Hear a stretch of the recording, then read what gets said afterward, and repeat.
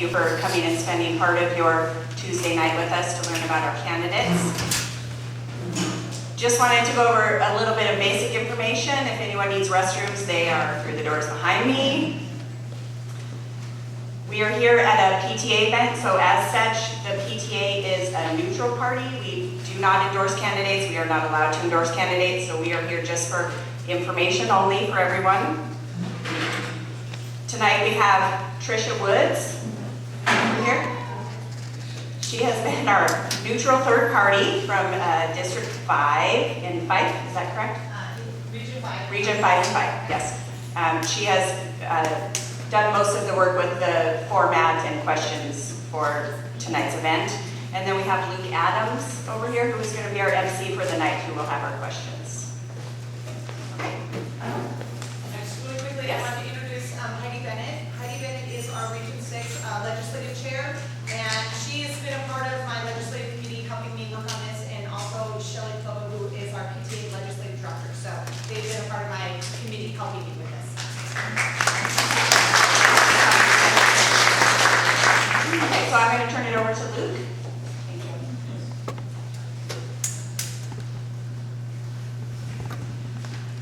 Ladies and gentlemen, good evening. It's good to be here. I hope that you're excited. What a great opportunity we have tonight to listen to two great candidates. Their views and democracy, I guess, in motion. An opportunity for us to hear what they think and what they would implement and what they would do. By way of introduction, there are a couple of housekeeping items that we'll go over here in just a second before we get started with the questions. These are the rules for tonight.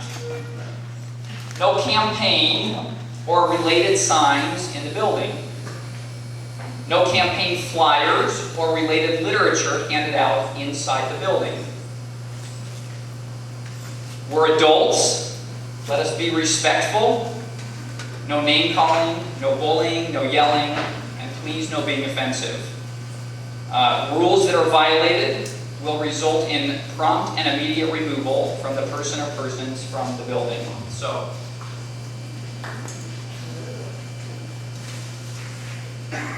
being adults, we should all know that, but sometimes in the heat of the debate, we forget, we let our emotions run wild. So let's remember that this evening. So let me go over just real quickly as well the mission of the PTA. Some of you may know this, some of you may not, but I like this. The mission statement reads, Lockwood Elementary PTA promotes the welfare of children who attend Lockwood Elementary by enriching student education and lives, providing strong staff support, and encouraging healthy family relationships. They have 6 goals here. Number 1, to strengthen the Lockwood community by providing regular family activities and events. To improve PTA communication with the families and staff of Lockwood.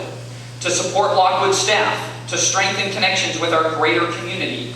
To promote the welfare of all students through strong financial commitment, legislative advocacy, emergency preparedness, health and safety programs, and parent-student enrichment. And finally, to secure adequate laws for the education, care, and protection of children through legislative awareness and advocacy. Just for your information. So,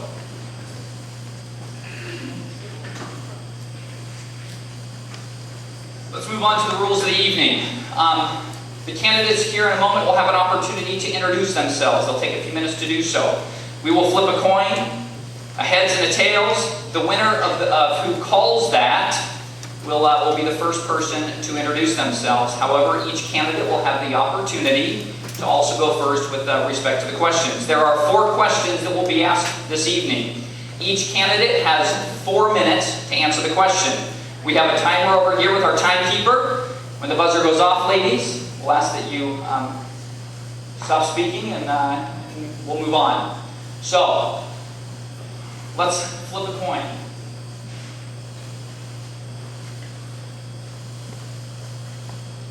Ms. Rosemary, if you'll call it in the air.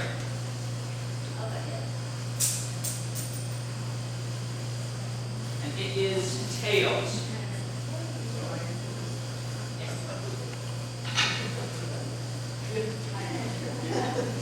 All right, Ms. McCravey, will go first in introducing herself. After which she'll be followed by Ms. McAuliffe, who will introduce herself, and we will get into the questions. Thank you, ladies. Just a quick minute to introduction, so nothing too.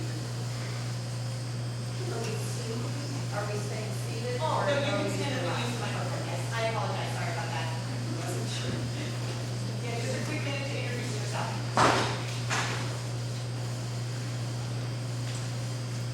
Well, I'm McCravey. I'm a mother of 6, grandmother of 4, and I always slip and say I'm an old special ed teacher, but I'm a former special ed teacher is what people would prefer I say. So I'll try that. So I'm a former special ed teacher. I taught in 2 other states than Washington State. I taught in Texas and in Colorado for a number of years. I'm running tonight because, quite honestly, I thought that our current senator was going to go ahead and retire this year, and we would have more open conversations in the Senate and more open conversations with her constituents. When she didn't, I looked hard at what was going on, and in the last 20 years, we've seen a severe decline in funding for education. In the last 20 years that Senator McAuliffe has been chair or a member of the Senate Education Committee, we have seen a drop in our skills in education and just an overall downturn in a wrong direction that we've gone in education. I'd like to correct that direction, so I'm running. Thank you. Oh, I lost the quarter.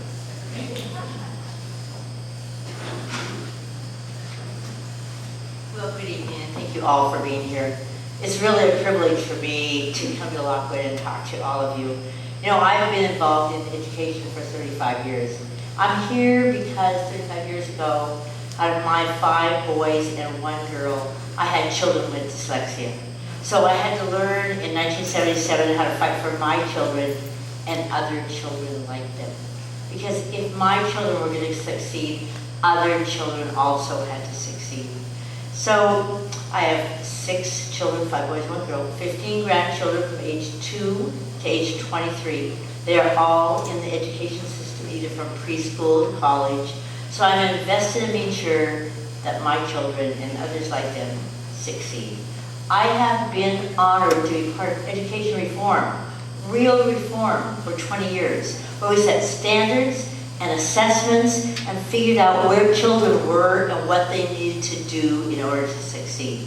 Are we perfect? No, we're not. But we keep working because it's a process where we can keep helping kids succeed. And that's what I do, and that's what I'd love to do. All right, first question. Don, you'll go first on this one. So I'm going to ask the questions. You'll have 4 minutes. If you want to pay attention to the lights, at 3 minutes you'll have a light go on, and 4 minutes you'll hear time's up. Question number 1. With the passing of HB 2261, what would you change and what would you keep in that legislation? One more time.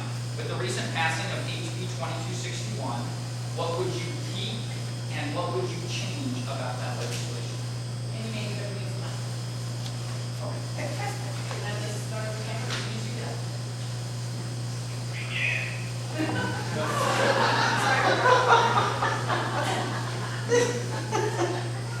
Oh my goodness, 2261 was a number of years ago, and I remember I was legislative representative of our school board the year that 2261 was in question, and I spent every single week going down to Olympia and lobbying for that bill.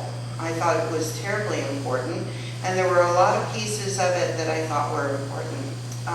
The most important piece of that bill that I would never want to lose is the structure of funding for schools. So that bill brought about a way to fund schools that was more transparent to the community.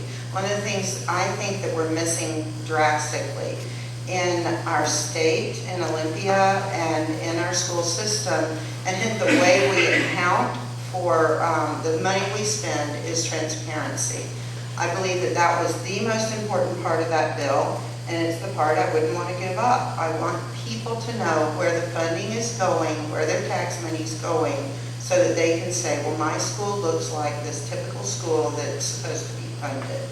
Here in North Shore, we might fund nurses rather than counselors, but that way people in our state and in our district can see how we're funding. And I like that part of that bill. What I wouldn't want to keep, and I'm watching the light, I'm not out of time yet. So what I wouldn't want to keep in 2261 would maybe be the different priorities for funding that occur and the timeline they occur on. I think the MSOCs and the transportation are hugely important in terms of what we fund and how we fund education, but I'm not sure that those were appropriate as the first choice of funding. That's it.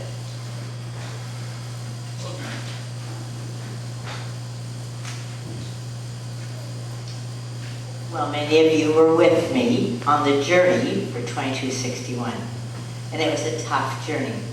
I was the one that created the task force that was supposed to go out and redesign basic education. It was supposed to tell you what's our class size, how many counselors do we need nurses, librarians, and parent coordinators that would actually bring parents into the system. We know what we need to do basic education today. And the McCravey lawsuit looked at the redesign of basic ed in 2261 and said, that's it, now fund it.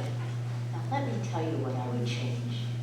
Stand for Children, PTA, and the League of Education Voters said, let's pass this policy. And I said, yes, but you need to go out and help us fund it.